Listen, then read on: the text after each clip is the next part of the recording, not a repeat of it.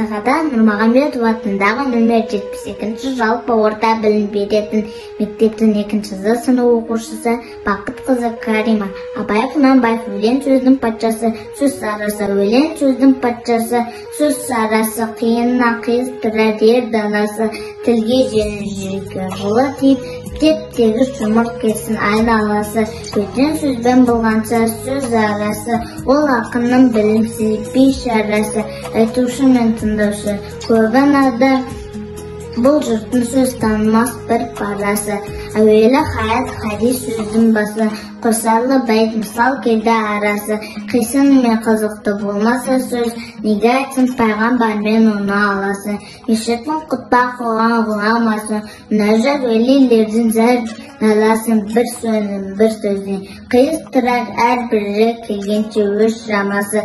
Өлеңге әркімнің ақ бар таласы, сонда да бар таңдамасы, іші алтын сырты күміс, сөз жақсысын қазақтың келістірер қай баласы. Бұрынғы ескі бейді тұрсам барлап, мақалда байта деген сөз қосарлап, ақындар ақылсыз надан келіп, көр жерді өлең қыпты жоқтан қармап.